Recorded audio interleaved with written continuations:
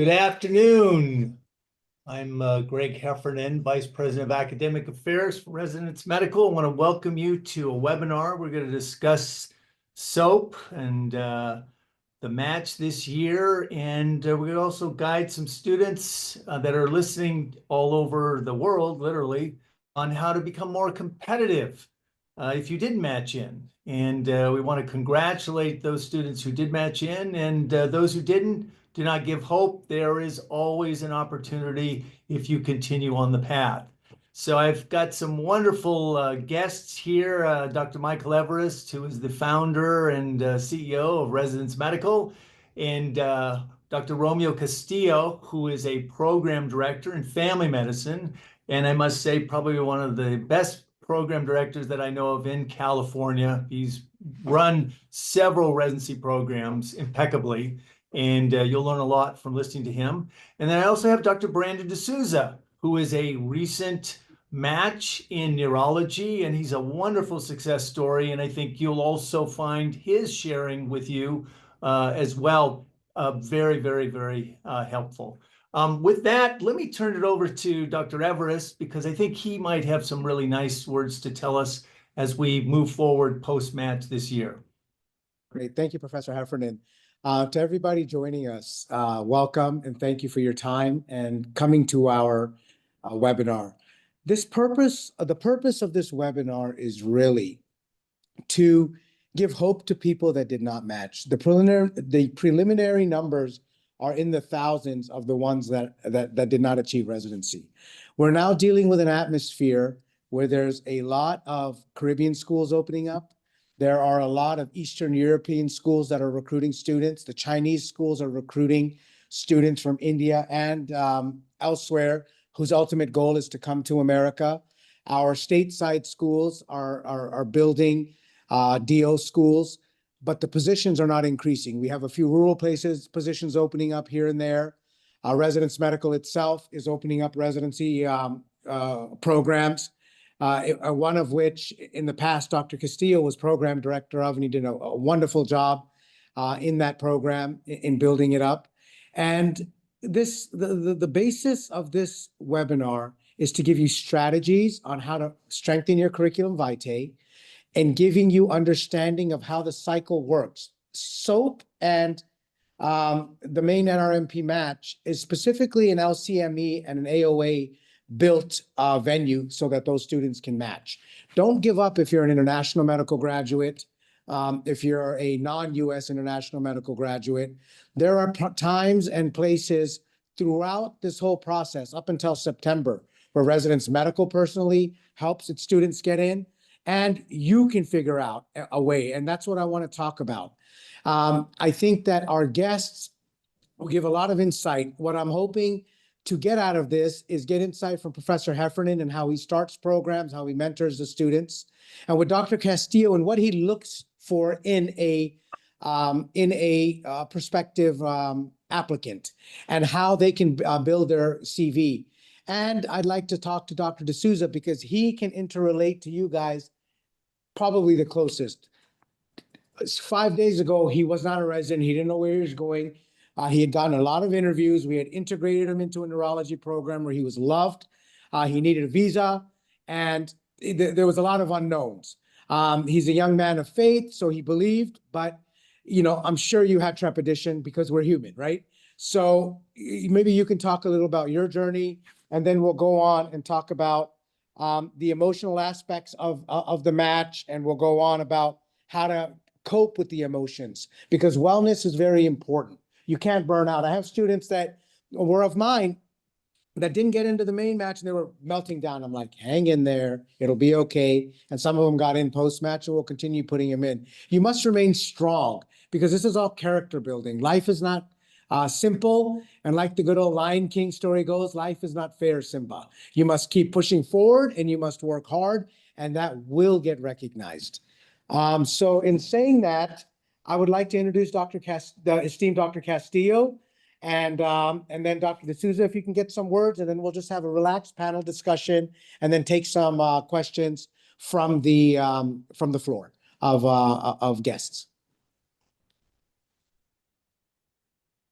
Dr. Castillo? Oh, okay, hi. Yes, Okay, can you hear me? yes. Anyway, so just to piggyback to what Dr. Evers was saying, just to give you a real view of what's going on. I used the last match of 2024, and we have a total of program that is offering all specialties 5,596 programs, and the open position is 38,494, and the total applicants is 66,000. Now, adding from other applicants from the DOs now having also a lot of increase in applications. They have the 12,000 DOs last year, and they did half of them only match. So whoever didn't match for each year, it adds to the pool of applicants. So it's increasing. It's important that your application should be highly competitive because you're competing with a pool of applicants that are highly, very competitive. Yeah. And I would really like you to ask questions because I don't know what your needs are. I think I have so many. I was told that there's so many participants in these webinars, probably some mixed pool of applicants. Probably some of you are not didn't match this year, or some of you are still thinking about applying this year. So it might be helpful for me to understand the needs by being asked questions that I'm readily able to respond. Yes. Yeah, we have questions already from a Dr. Ahmad and such, but maybe perhaps you can introduce yourself, Dr. D'Souza. Talk a little about your journey. You went to a really, really good medical school overseas. You're currently in Dubai. You needed a visa, and all of that got tackled. We opened the door for you, but you worked hard, young man. You proved yourself, and that's really what the key is opening the door and just really proving yourself. So please take the floor, and then what we'll do is I'll talk a little about the emotion, a little impact, and how to deal with that. And then let's get into answering the questions of the floor, because we're here for the participants of the webinar, because you're the ones with the questions. You're the ones that are overwhelmed. And Dr. Castillo was absolutely correct. It's called residency bottleneck. Imagine you have a few thousand prospective applicants that did not match year after year after year, and you have medical school graduates graduating. I remember when we started this 25 years ago, it didn't matter your year of graduation. It was called, the match was good. It used to be called a scramble. And you just basically picked up a phone and recommended. And now it went from 7 years to 5 years out of medical school. And now this year was 2 years out of medical school. And that's supposed to get even stricter next year. So the year of graduations, more than scores, are starting to matter a lot. And that's just a trend. And the trends are what they are. The powers that be decide that that's what's important for the efficacy of the training programs. So, that's very important too. But before I keep pontificating, Dr. D'Souza, please give us a couple of words of inspiration and hope, and then we'll start answering some questions. Sure. Well, where do I begin? I mean, I'm sitting right in the same chair, wearing the same suit, same shirt, same tie, where I was exactly last year, probably around this time. And, last year, I did not match. I applied for the first time, like any other international medical graduate with a dream to be a neurologist in the United States. I took the US NIM step 1, 2, and 3. I cleared all of them on the first attempt with 240s, 243, and 231 respectively. I did very good university rotations, as well as, clinic rotations, and a multitude of, rotations in the United States. When I applied for the first time, I did get about 6 interviews, and they were from very good programs as well. And, there was still a bit of uncertainty, but I thought, maybe things would work out. And you can imagine my shock. I'll never forget when I sat down and I opened the message and it says, unfortunately, did not match. I think my whole world came crashing down. And, even my parents were around me at that time. And like, we never had a contingency plan. Like, what would happen if things never really went our way? So, enter Residence Medical, enter Professor Heffernan. And, at that trouble time, it was like I was in a tempest. And, you guys helped to calm that tempest for me, like in the famous Shakespearean play. And now I was given a path to success. And the first thing you guys did was integrate me into a neurology residency program. Now, although I did not match, I did enter technically into a residency program, and over there the residents, would call me PGY0, as a fun joke. But I was PGY0. I'd like to call myself that because it was at that program that, I always knew I wanted neurology, but it was at that program and it was that during this experience that I knew why I wanted neurology. And, I was taken in by the program. All the residents in the program, they also had similar stories. A lot of them had similar experiences, and they really helped me to shape my approach to neurology. The whole experience allowed me to craft a more particular personal statement, a more convincing personal statement, because I think the personal statement is very important because it's not like an essay, and you have to have a fine line of professionalism as well as professional integrity, and try and convince a program that this is who you want to meet, and this is why you want to be in that program and why you should hire me. And Residence Medical did provide the support, for professional CV, remodeling, personal statements, and the whole overall application process. At the program, I was able to get 4 letters of recommendations from neurologists, from the program director, from a fellowship program director at another hospital, and 2 other neurologists. And even during this cycle, I got 6 interviews in the previous cycle, but as a reapplicant, with an extended year of graduation, I managed to get about 14 interviews for neurology. And to me, that was a surprise. And honestly speaking, I really thank you guys and, Mother Mary and God and everyone who helped me to get those amount of interviews. And it really, really was surprising because I was seen as a strong candidate. I was getting the recognition that I wanted. And it really reflected during the application cycle because we have something known as signals in neurology.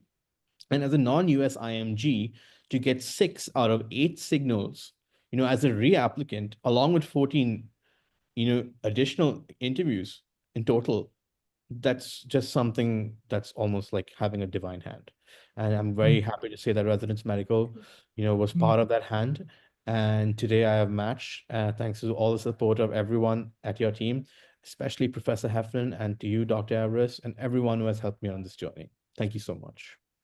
You're very welcome, Dr. Susan. That's why we do this. And I'll take some of these questions live. Ms. Ruta, she's offline. She's our director of candidate relations here. So some of these I'll take live or with the panel. But yes, Dr. D'Souza, I heard of you before, and last year there was, I really felt when you did not match. And I remember Professor, he was really genuinely, his heart was broken, but he kept saying, we're going to help this young man, Dr. Everest, let's help this young man. And we got there. And it's very important that, we have an old saying in Hindi, in our Indian culture, it takes 2 hands to clap. And as we were clapping together, right, we made great noise and we got you the recognition, as you said, that gives you this whole different vibration, this whole different hope. And for the ones that have not matched and you're feeling completely down, oh my gosh, SOAP is over, it's done. There's still positions available. There's going to be off-track positions available. And, for Residence Medical, we put our students in all the way through September.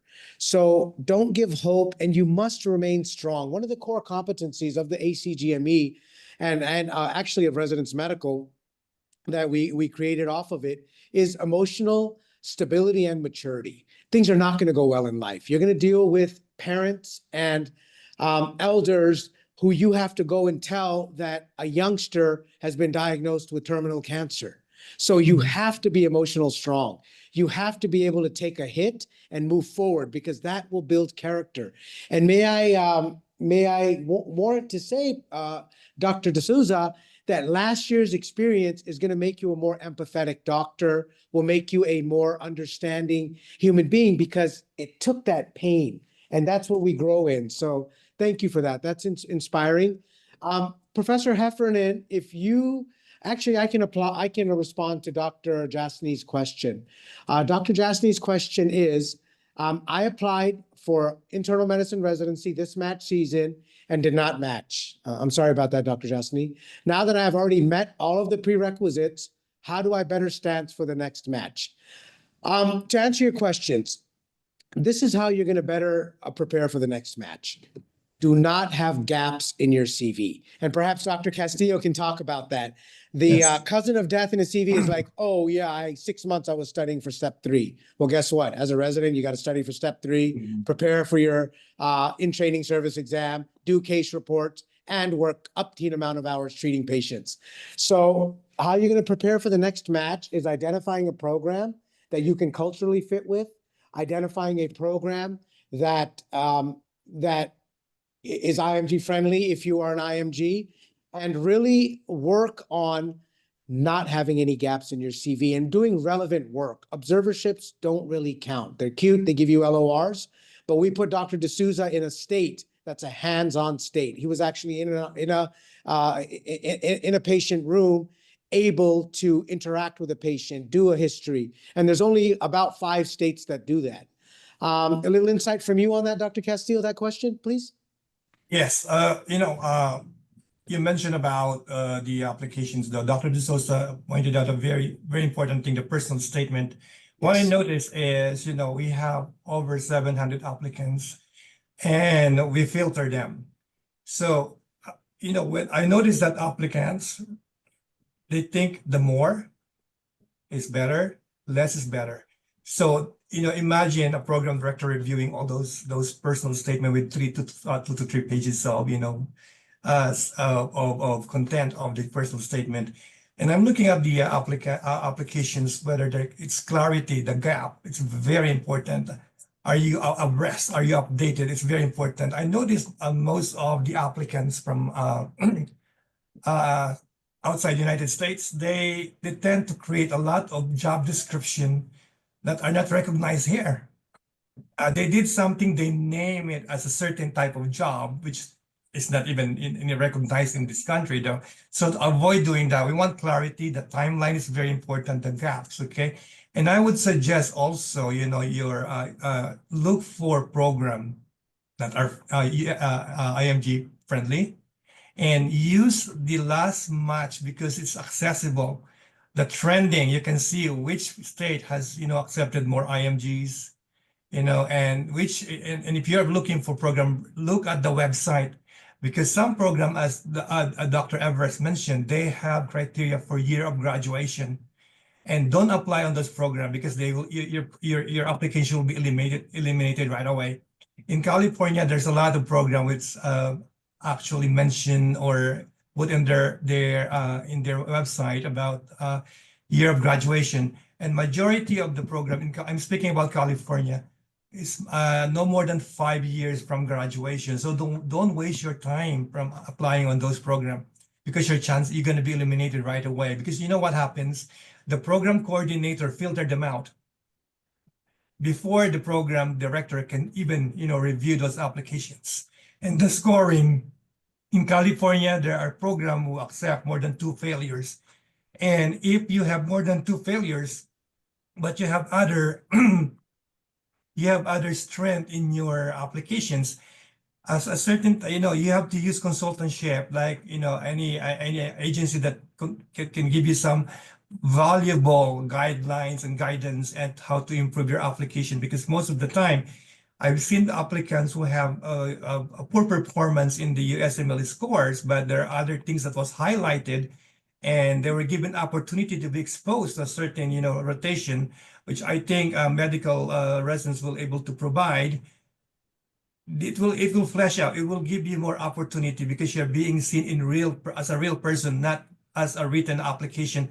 Because most of the program are looking at written application. We don't know any one of the applicants. We just base it on what we read. So it's always good to have an audition, so you can get to the program can get to know you. You can get to present yourself and discover your abilities, and and you have a better chances when you have those kind of exposure. No, that's very, and the folks that are out there getting this advice, first, getting access to a program director is very difficult. So the fact that you're getting advice from an esteemed, kind program director is very important. Just to piggyback off that, and then I'll answer Dr. Onu's question, is please don't use large language models or Chat GPT. It's impersonal. You can use it to edit maybe, you know, your capitalization and such. Have it interpersonal. And please don't, and maybe you'll confer with this, Dr. D'Souza and Dr. Castillo, please don't say I graduated from the top medical school in Timbuktu or wherever it is. Like you're in California next to Stanford, UCLA. What matters is what you're doing here and being relevant to the American system. Because what happens is we'll get a lot of foreign graduates, but they don't know how the American system works, how the dynamics work, how the politics of a residency work, because the people that you are dealing with in training, you see much more than your family. You go through life, you go through death together, you go through ups, downs. So it's very important to really assimilate into the American system and make sure that you do not have any gaps. The idea and really the the winning prospect of residence medical, and this answers your question, Dr. Jasny, is really having a little bit of longevity in a program. If they get to know you, if they know you come on time, if they know that you can do a case presentation during didactics, if they know you're doing your rotations, and our electives, our postgraduate electives are like 16 hours a day, and you're studying for step 3 and you passed, and you're doing this. You're like, wow, this person can actually perform to the level of a high functioning 2025 graduate from Keck School of Medicine. Because the program wants an easy time for everybody. No one wants to go through remediation. Dr. Castillo doesn't have the time, nor his coordinator, to read 3-page edicts in a personal statement that don't make much sense. If you can keep it concise to the point and it touches your heart, touches the reader's heart, it sticks out. And that'll get you an interview, and that's half the battle. And as far as you, Dr. Onu, saying a bad case for matching, I asked because I would see myself as one who needs a miracle. Look, there's a lot of opportunities now. And I've helped people this year with multiple attempts, but they integrated for a year. They started off with a preliminary position to prove themselves, and then they go on to translate. There is a lot of ways, but you have to be willing to pay your dues. People like Dr. Castillo, look at Dr. D'Souza. He's he's a 23, 24 graduate with high scores, and he couldn't catch a break the first time, but he never gave up. He didn't feel bad. He said, I have to be a neurologist. I have passion for neurology. I'm going to figure out a way. And if you have the desire, the burning passion, and you can show that temperament, that will help you. So to answer your question, Dr. Onu, there is not a bad case. And there are other opportunities, house physician and this and that. If you're willing to pay your dues, I've helped candidates with multiple attempts, but it's taken them 2 years. But they proved themselves, and the program was like, you know what? I know you. You haven't given up. Go, I'll take a chance on you. So it all matters what you're willing to put in. You can't have this doesn't work like some kind of entitlement program. Yes, MDs are all hardworking. We've all done all the basic sciences and such. Those are the prerequisites. What are you doing to distinguish yourself? That's really the key. Anything to add, Dr. D'Souza, to that? I think the most important thing is, realizing, like, especially when residence medical gives you the opportunity to be successful, is not letting go. Don't think that just because the doors are open for you, you're just going to walk through it easily. It's not going to work that way. When I was there during my rotation, I made sure that even if, it was an off day, there were not too many patients, I would go and see that patient. If we had already discharged a patient, maybe there was just 1 or 2 on the service, I would go and see them. If I had the opportunity to go on Sundays, just to go and get an extra look, or maybe look for that report, I would go and do it. And the thing is that when you do such things during these type of opportunities that you are given, you don't know how many other doors you can open as well. For example, I remember that I went to the hospital, I was firstly very confused about what was going to happen now. I remember my first day when I went to the hospital in Miami. I was like, where am I? What's going to happen now? On the second day, I met an epileptologist who I impressed, by just being more involved and you telling me about epilepsy medication. At that spot, he told me, hey, I'll give you a letter of recommendation. Like, I just jokingly said, hey, I like that as well. I'll take you up on it. And that's how I formed a really strong bond with one of my personal mentors. And it was so great because I got more opportunities, and I learned something very important as a neurologist, is I learned how to read an EEG, which is kind of, for someone who does not enter residency, who's not even, in the threshold of neurology yet, it's a skill that, just given to me because I worked for it, and I really worked hard at that skill. Because today I got a lot of research opportunities, and very soon I'm going to be traveling to Sweden to present, a research opportunity with the International League Against Epilepsy, on a project that I work with a hospital in Miami. So basically, what my final point is, just because I had that opportunity to read an EEG, from that first reading of that EEG, I took it to a level where I was able to get something published in something really, really significant in my field of neurology. So yes, doors will be opened for you, but you are in control about what you're going to do for the situation. And also, I like this famous kind of quote or something like that. Like, life deals you a lot of cards, and you're not in control of what cards you're going to get, maybe to a certain extent.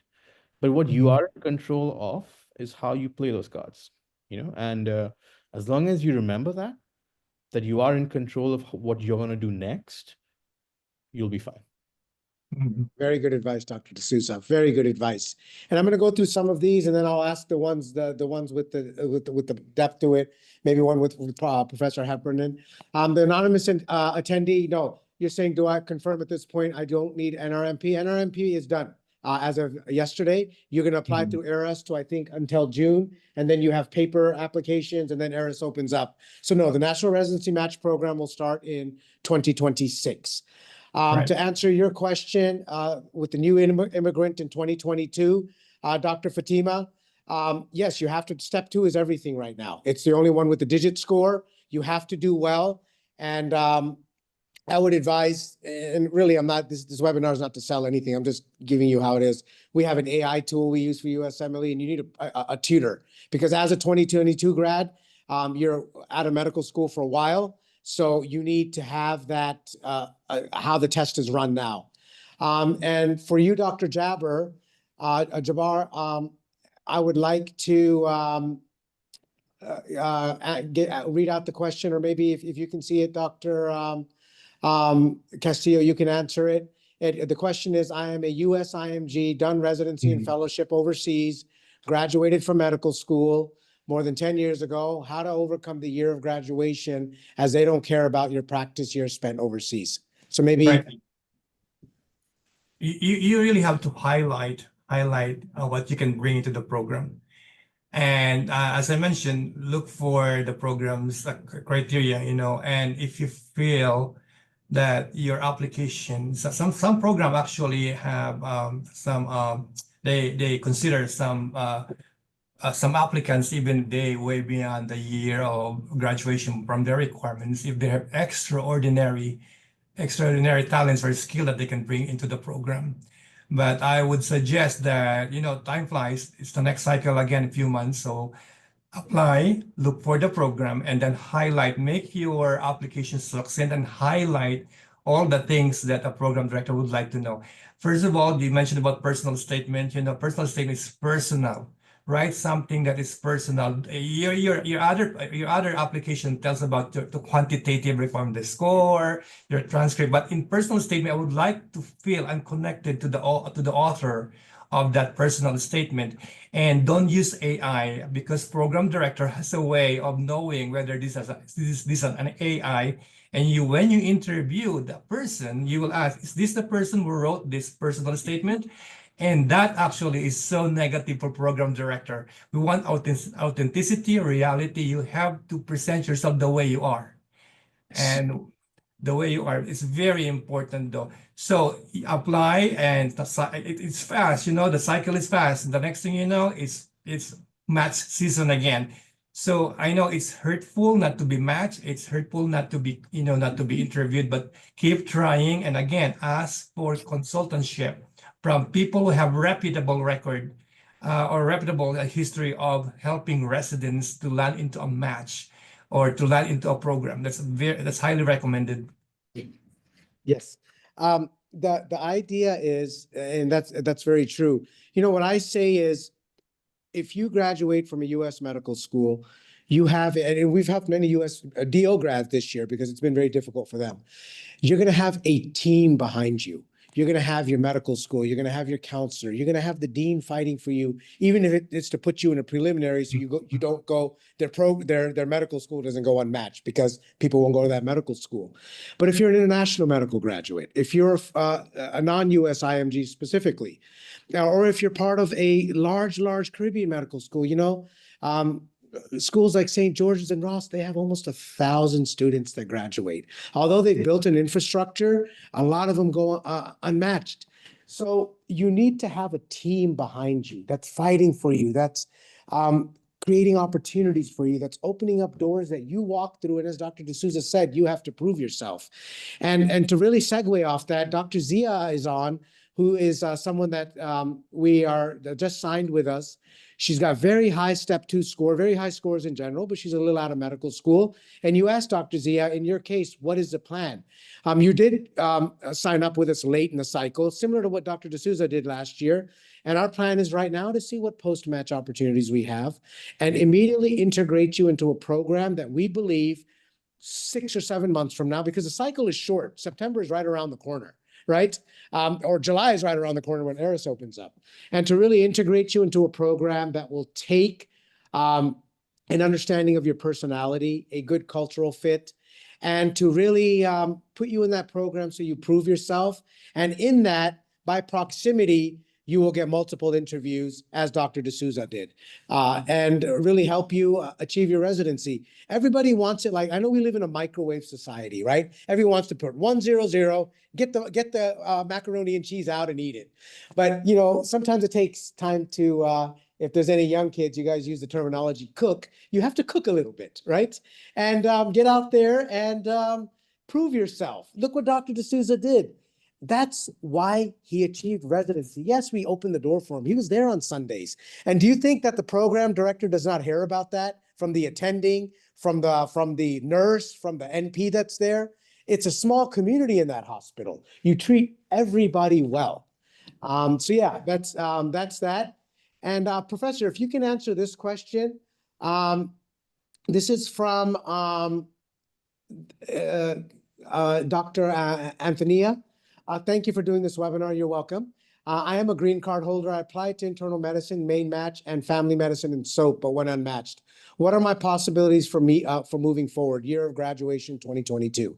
If you can answer that, Professor, that would be great. I think she definitely should not give up.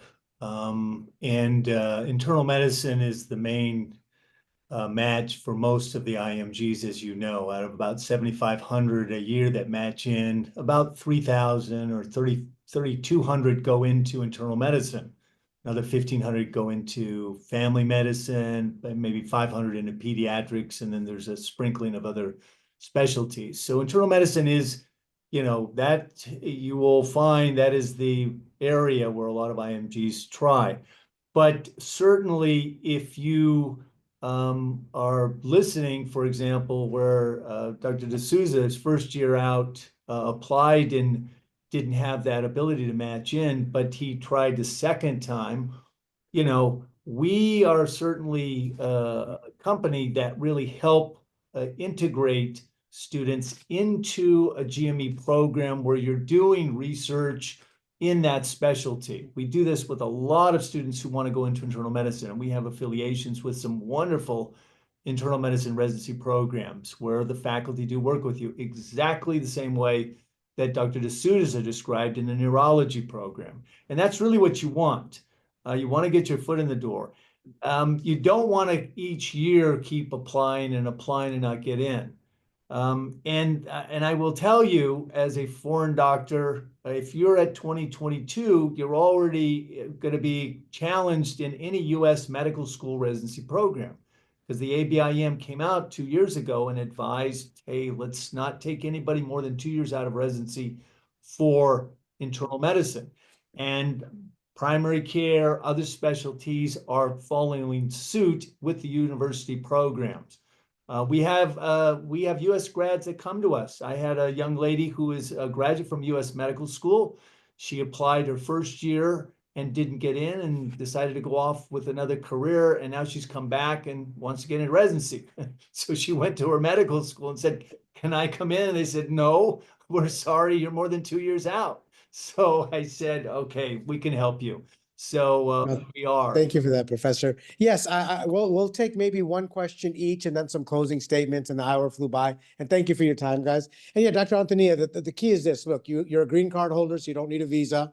And really, as a 2022 graduate, you cannot have gaps in your CV.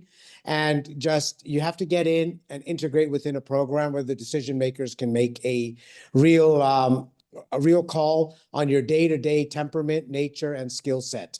And, I'm getting a lot of questions on, does my home country experience matter? Home country experience is great, but the American healthcare system is completely different. And how are you going to know how to do proper SOAP notes? Are you going to know how to use Epic? Are you going to know how to balance the time?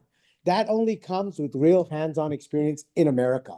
And Dr. Castillo and program directors, they're way too busy. They've dedicated their life not to go into some kind of private practice, but academic medicine to teach you future doctors. And that's a lot of sacrifice. So he doesn't have the time. He has patience, but he doesn't have the time to go again and again and again. The same thing. Go show self-motivation, show some self-discipline, and that stuff will get recognized. Things that are done in quiet will be revealed in the light. If you're studying alone, if you're sitting there in the cafeteria, studying while you're eating, and somebody walks in, what are you doing? Well, I'm studying for my step 3, sir. I want to get it done. Or I'm looking over this case report that I want to present to you. That will not be forgotten. Just show up. You have to be at the right place. A lot of you guys, what you're doing is you're just shooting darts in the dark. I'll do IM, I'll do FM, I'll do pediatrics. I'll tell you one thing. Dr. Castillo is a family medicine expert. He is passionate about that field. He doesn't look at it as a second, third rate. For him, that's number one. So if you come in as an internal medicine doctor saying, I'll do FM as my second route, that's not what he's looking for. He's looking for someone that's passionate about family medicine, because family medicine is an amazing field, and it's gotten very difficult because a lot of US grads are going in there. So be focused. There's nothing like focus. When you are focused, like Dr. D'Souza, he could have said, you know what, doctor, go put me in family medicine this year. It's going to be too difficult. Put me in this. Rather, he went neurology. He went and he learned a skill set that a PGY1 doesn't come. So as a PGY1, he will be far ahead than other PGY1s. So you just get in there and you just pay your dues, guys. There are no shortcuts in life. And those shortcuts that happen in life, if you do them, they're going to come back and bite you in the behind. And that's what Residence Medical does. We take our time and we really push. Yes, once in a while, somebody will go directly into residency, but it's, you have to integrate. You have to prove yourself. And then you get a reputation, as Residence Medical does, is that when I call a program director, we're like, we really vetted this person. He's really good. Okay, I'll interview him, right? And that's all we promise is an interview. You've got to go close it. And you are really in control. We are your cheerleaders. You are the star of this. Yeah, and I think the focus that Dr. Evers is saying is absolutely true. And certainly with Dr. D'Souza with neurology, neurology is very competitive. It's like a combined fellowship residency in many ways. And it is a competitive kind of internal medicine hybrid, if you want to use a word. But he could have also said, maybe I want to go to IM. But you notice that when he was doing this rotation in neuro, he said, no, this is what I want to do. And I really love this specialty. And that focus came out of that, and also his stepping up to do that. And that's why we're so delighted. He got so many interviews in neurology, because that is not easy, believe me. And it's a tough specialty. And I really want to tap on this, and I'd like your input on this, both Dr. D'Souza and Dr. Castillo. What you also should learn, and what I've been a big advocate of, is a lot of, especially the foreign medical graduates, you have to learn executive function. You have to learn these life skills, because you don't have the executive function. You get overwhelmed, you get freaked out, do this. In order to have the temperament, Yes, we all have book smarts, right? Those are the prerequisites. But what about executive function? Dr. Castillo doesn't want to have to deal with someone not showing up to work on time, not communicating properly with a patient, not doing this, but I have a 260 score. Great, that's great, but the patients are always complaining. So I'd like both of your thoughts on executive function, please. All right, would you like to start, Dr. Susan D'Souza? Yeah, sure. I mean, in the end of the day, it really is dependent on how much you really want to make about the situation that you're in. And it's all about pushing yourself and trying to see, the opportunities that are available for you. A residence medical does provide that environment for you to grow in. And when you are in that environment, you're basically, like I said, a PGY0. You get to really learn the insides of a residency program. You can see the inside, the structure of the anatomy, how things really function. You see the importance of having seniors. You see the importance of having didactics. You see the importance of having program directors really involved. And all these things, if you're able to be, coherent and vigilant, you can definitely take these things into your favor. And when you are crafting an application, or when you are trying to convey to the programs that this is who I am and who I want to be, and this is why you should hire me, all these assets that I personally gained from my experience, and beyond, will really help you definitely develop those certain skills for you to make a very informed and calculated decision to be the best version of yourself. It's good answer.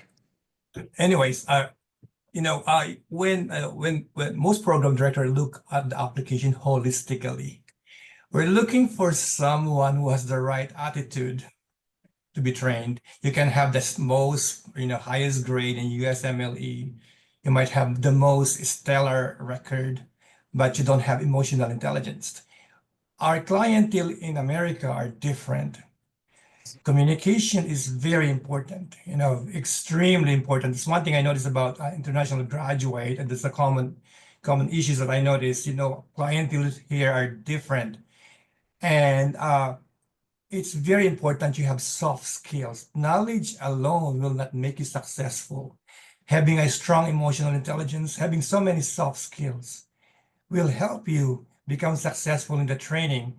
And I've seen that a lot with some residents who are very intelligent, but not able to convey the message to the patient, though, that the patient might feel comfortable that they've been heard, that they've been, been taken care of.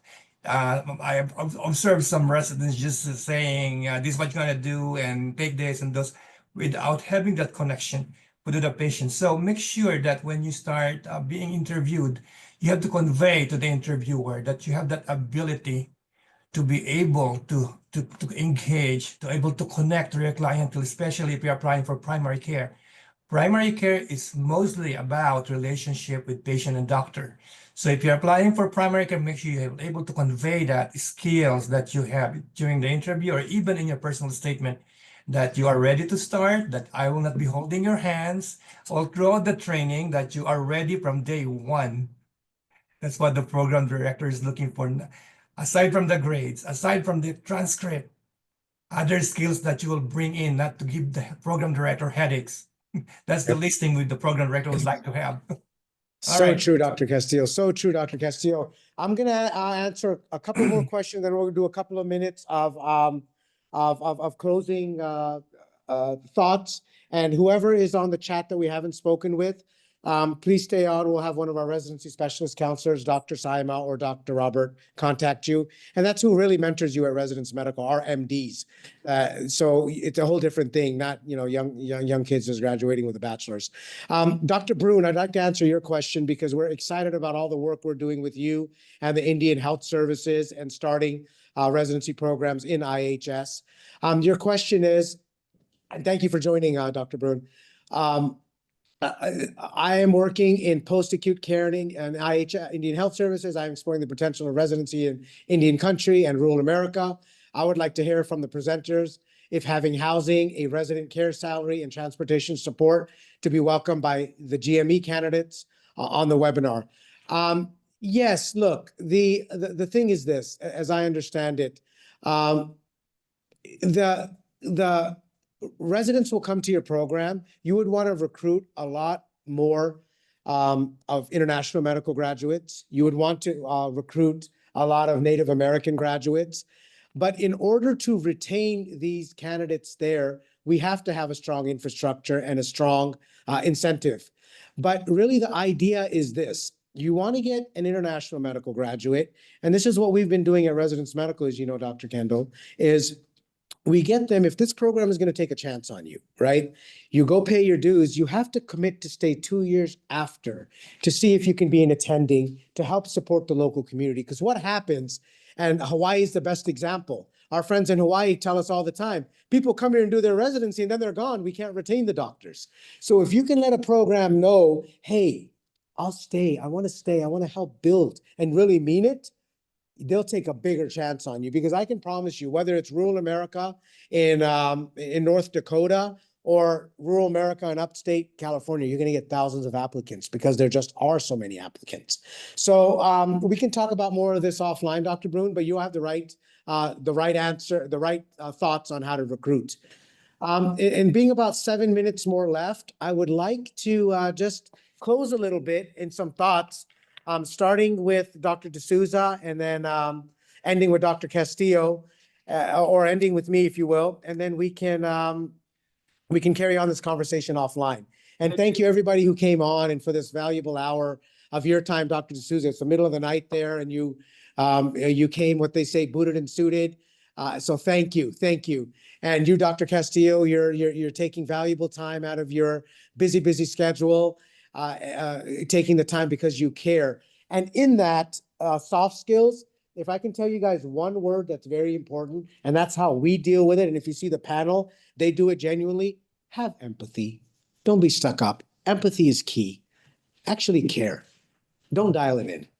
Anyways, closing. So Dr. D'Souza, if you kindly will, and thank you again for coming, Dr. D'Souza. And I'm sure you inspired some people that were in your seat just a short year ago.